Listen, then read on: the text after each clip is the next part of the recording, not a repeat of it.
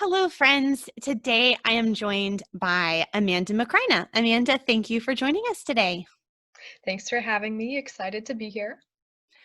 Well, Amanda was homeschooled through high school and graduated from the University of West Georgia with a BA in History and Political Science. For 3 years, she taught high school English and government at an international school in Madrid, Spain, and is now a bookseller in Franklin, Tennessee. And I just recently read her newly released book, Traitor. And so we're going to get to talk to her about that. But first, Amanda, could you just tell us a little bit about yourself and your background?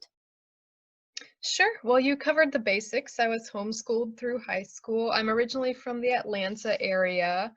I never wanted to be a teacher, but somehow that's what I ended up doing out of college. Actually, before I was in Spain, I was in Japan teaching English.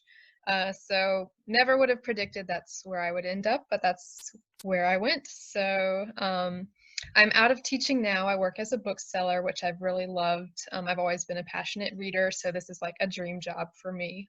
But yeah, I've really loved being in the Franklin, Tennessee area as well. Yeah, when I was growing up, I used to think if only there was a job that would pay me to read books, that would be like the best job ever. Yeah, yep. You That almost have it there as a bookseller because yep. you have to read them. Yep. Well, you told me that the earliest version of Traitor, the young adult novel that was just published, actually started as a short story that you wrote as a homeschool high school assignment. So, can you tell a little bit about that story? And were you writing a lot of fiction as a student or? Yeah, so I wrote off and on throughout high school. I think I was 17 and I did Nanowrimo for the first time. I don't know if you're familiar with that, but I tried it for the first time that year. It's where you write 50,000 words in a month. And I did that, and I did it with the express goal of I want to be published someday. So that was, I think, the moment when I decided this is what I want to do. Um, I mostly wrote fantasy starting out. I was a big Tolkien fangirl, so that was kind of what I was trying to write when I started out. But in my senior year of high school, I got the assignment to write a short story that was in a setting that we had studied.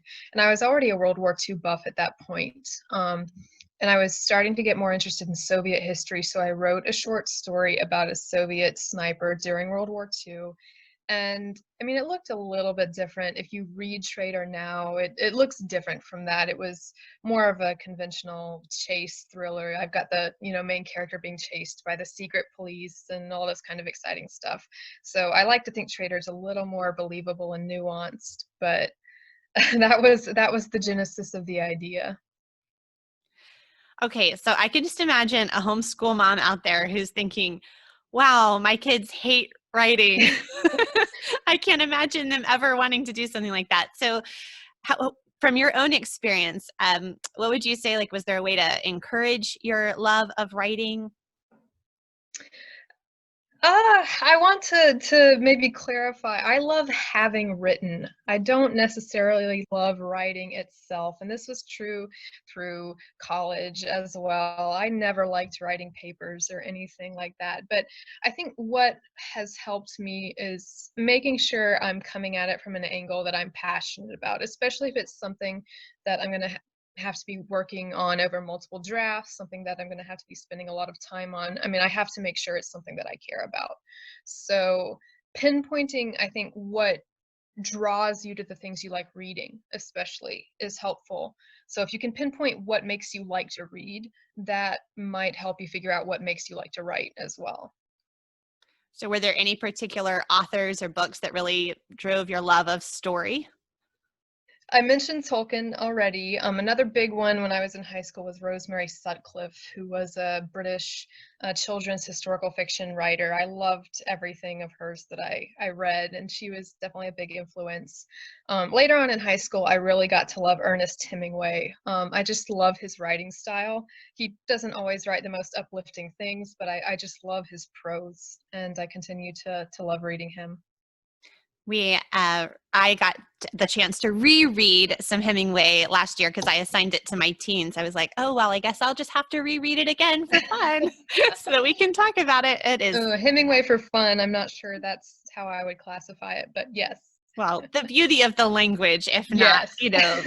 the worldview approach to Right. life. Right. Well, I would love to talk specifically about Traitor for a minute. So when my copy showed up, I kind of ignored chores for a couple days so that I could finish it. And it is a really gripping tale of a very complicated social and political setup. And I thought of myself as someone who knew a lot about World War II, but I didn't know any of this story at all. So what was it that specifically drew you to this sort of part of World War II and the Eastern Front there? Part of it, I think, was a personal connection. So my family has some Polish roots, and I started taking an interest in that history back in high school. And so Trader was the opportunity to dig into some of that, give me a personal handle on some of the events of World War II that we don't maybe learn as much about. And then also just more generally, I think we don't tend to study the Eastern Front as much because it's very bleak history and very depressing history often. But I think the bleakness at times makes us see the moments of grace more clearly. And as I was researching, I read so many stories of self sacrifice and unexpected mercy. And I really wanted to honor those and to make them more widely known. One of my specific sources was a compilation done by the Polish Institute of National Remembrance that was just recounting these stories of Ukrainians who had risked their lives to save their Polish neighbors during wartime massacres in this region of Eastern Poland, Western Ukraine that I'm writing about. Just heartbreaking stories, but at the same time, really heartwarming stories as well. As you saw these moments of grace and self-sacrifice, and I just really wanted to honor those. Well, one of the things that I really appreciated about your story was it is telling a very dark story, and yet it never like veers over the line to just feeling complete bleakness about humanity or about the story. And really also the story is way more complex than like here are the good guys and here are the bad guys. I think, when I first started reading, I'm like, who am I supposed to be cheering for? Like which side is right? And it's like the actual history is way more complicated than that. But you were able to tell the story without kind of communicating in like this total moral relativism. So I was impressed that you were able to do that. So when you're dealing with real events like this, real cultures, real history, real people groups that have this sort of complicated, twisted relationship, how do you navigate telling that kind of story as an author? And then how do you hope readers will respond when they read something that may not be easy to understand on the first go round? Sure. Yeah. Yeah. One of my readers has noted this is not just an everybody against the Nazis story. It's not that simple. And sometimes we want history to be that simple, and it's very rarely that simple. But I definitely wanted to be sure I was approaching this material very respectfully. It's still a hot button issue between Poland and Ukraine even to this day. So I wanted to make sure I was reading both Polish and Ukrainian sources. I was looking at the broader historical context. But the important thing as well was to make sure I was grounding this conflict in characters that I hope the reader will care about. I think the plot doesn't matter if the readers don't care about the characters. They've got to have that connection with the characters. And it was important for me with Polya, my main character specifically, to write a character whose faith rooted him and was kind of this inseparable part of his identity, because that's not often a portrayal that we get in young adult literature. But most of all, I wanted readers to see this as a story, even though it's unfamiliar history, it's complicated history. I wanted them to see this as a story about people who were trying to do the right thing, even when they weren't sure what that even looked like. When we study history, one of the things I talk to the kids about in general, my children, is that we're not just looking at sort of two-dimensional characters on a page. These were real people, and the same person often would have moments of heroism and moments where they would do something despicable. And to be able to study history from that perspective, which is sort of the same way that we approach literature, right? Like Hmm. asking, Hmm. why did this character do what they did? Hmm. Um, it helps us, I think, have a better sense of our own humanity as well, and like current events and the people around us, that we're all kind of complicated like that. Yes, for sure, for sure. Well, I actually have 3 questions for you from 3 homeschool teens. So I'm going to play the first one for you. I'm Lucy, a high school sophomore who's been homeschooled her entire life. I was wondering how you went from being an unpublished author to being a published author. Okay, so the question was, how did I go from being an unpublished author to being a published author? And the basic answer is a lot of emails. It's a process, and it's not a process for impatient people, which I am an impatient person, so it was definitely a learning experience. But the first thing that you have to do when you've written your manuscript, and you need to make sure that you have a complete manuscript before you even start doing this, but you need to get an agent. And to get an agent, you have to write what's called a query letter, which means you're basically describing the plot of your book, and you're telling the agent, this is why I think you want to read this book and why you want to represent it to publishers. So you're trying to capture the agent's attention and interest.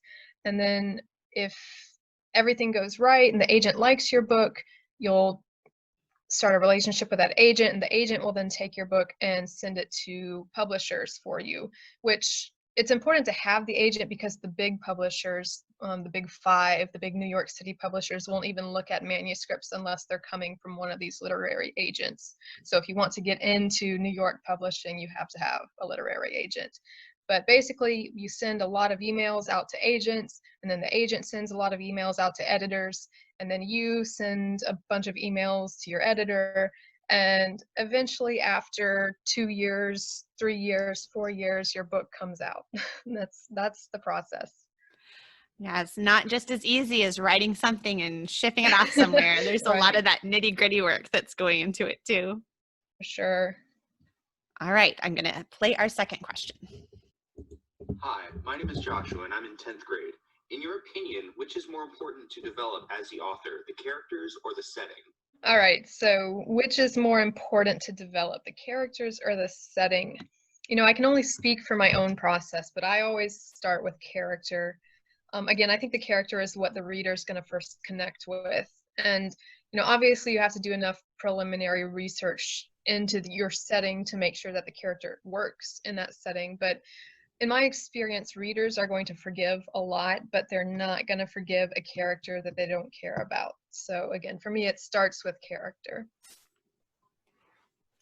All right, and our final question. My name is Emma, and I'm in 8th grade. My question is, how do you get motivation to actually sit down and write? That's the tricky part. How do I get motivation to sit down and write?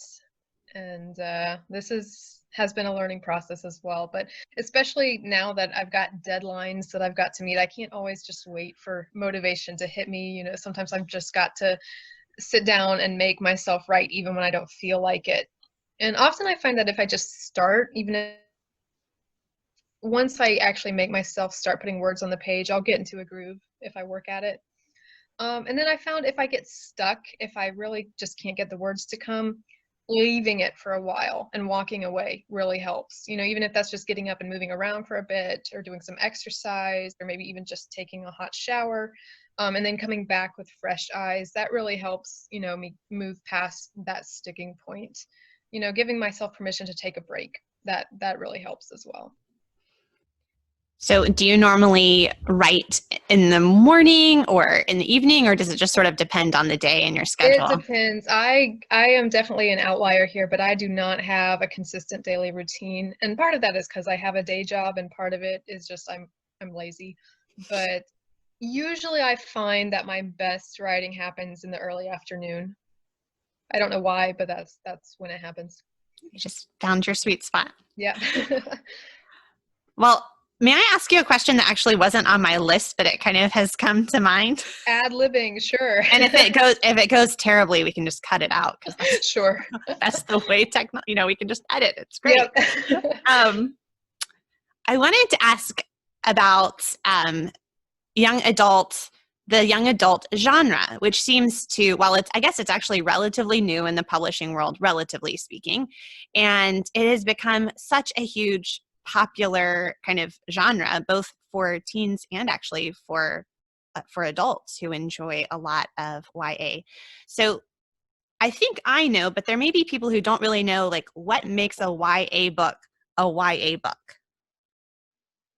Yeah, I mean, that's a great question because I feel like even in publishing, there's still people trying to figure out the answer to that question.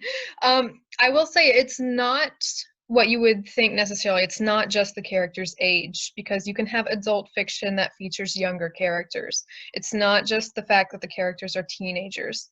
I think a lot of it has to do with what kind of questions the narrative is getting you to think about. So a lot of it is this a coming of age story? Is this a story about the character figuring out their place in the world or their place in society? A lot of young adult has to do with characters figuring out relationships. You know, the questions that kids ask themselves in high school. Who am I? Where do I fit in? What is my role in society? That kind of thing. Those are young adult questions. And typically adult fiction, the character has moved past those questions. They've figured out where they belong in society. So those aren't the driving questions of the narrative anymore. But again, it's not just to do with the age of the characters, but generally in young adult, it's going to be, and this changes. This has changed even since I've been writing. Nowadays, young adult is generally going to be characters who are 16 to 18. Even characters up to 15, those would be considered middle grade now. Young adult tends to be those older teen characters for whatever reason. Okay, that's really fascinating. I didn't realize that the age had sort of shifted even a little later than I was thinking. I think a lot of people feel there's kind of a gap in young adult because there's not a lot of young adult coming out that addresses younger teen readers. I think that's kind of left to middle grade, and middle grade doesn't really address that older end of the range either. So there's kind of maybe a gap where we need more stories for that age range. Well, maybe someone who's listening can write that story. Yeah. Do you have any particular favorite YA authors that you enjoy reading? Yeah, so some of my favorites, I really love Ruta Sepetys, who writes just phenomenal historical fiction. She's written several books about the Eastern Front of World War II, so she's been a big influence on me. Elizabeth Wein, who wrote Codename Verity, is one of my favorite writers as well. I read quite broadly. I don't just read historical fiction, but some of the World War II historical fiction that has come out this year that I've read has been really great. So Sherry Smith had a book called The Blossom and the Firefly that came out earlier this year that's from the Japanese perspective, which was really interesting. I really enjoyed that one. And then Andrew Fukuda had a book about a Japanese American soldier in the United States Army, and that was really interesting. That was an interesting perspective. His family is put into the incarceration camp by the government, and he volunteers to fight for this special Japanese American battalion. It was a really interesting story, so I enjoyed that one. And then I've actually been reading some middle grade historical fiction lately that I loved. One of those was The War That Saved My Life by Kimberly Brubaker Bradley. I can't get her name out, but I really enjoyed that one. My daughters have really enjoyed that one. And then right now, my second daughter is reading a book that my older daughter had recommended. It's A Night Divided. So it's set in East and West Berlin. So that's Jennifer Nielsen. Is that? Yes. Yes. Yeah. She writes some great middle grade historical fiction for sure. Yeah. Well, you just gave us a lot of great titles. Is there anything particular that you're reading right now? So this is not historical fiction, but I just started rereading The Imitation of Christ. I read it a few years ago and got a lot out of it, and I'm rereading it again and really enjoying digging into that. So that's my current read right now. I also just read The Assignment by Liza Weimer about some high school students who are given what they consider to be an immoral assignment to defend the Nazi final solution to the Jewish problem. And they're given this assignment in their high school history class to defend the Nazis' debate about what to do with the Jews in Europe, and they kind of protest against the assignment, and it becomes it's an interesting story. So enjoyed that one as well. That does sound really interesting. Okay, well, I'm asking this same question to all of my guests this fall, and I know you're not a homeschool mom or a homeschool parent, but you were a homeschool student yourself. So I think the perspective you could bring to this question would be really interesting. If you were talking to a new homeschool parent, what would be the thing you would want to say to them? First of all, respect, because that's a full-time job for sure. I would say giving yourself grace and allowing yourself to make mistakes, because I think you're probably not going to ruin your kid's life even if you do mess up. So allowing yourself some wiggle room and some grace is, I think, very, very important. Yeah, I'm a second generation homeschooler, so I can remind myself of that. It's like, you don't have to be perfect. Yep. God's grace covers a multitude of sins. Yes. Well, Amanda, thank you so much for joining us today to talk about your writing, and I know this will be fun for my listeners. I really appreciate it. Yeah, thank you again for having me. I really enjoyed it.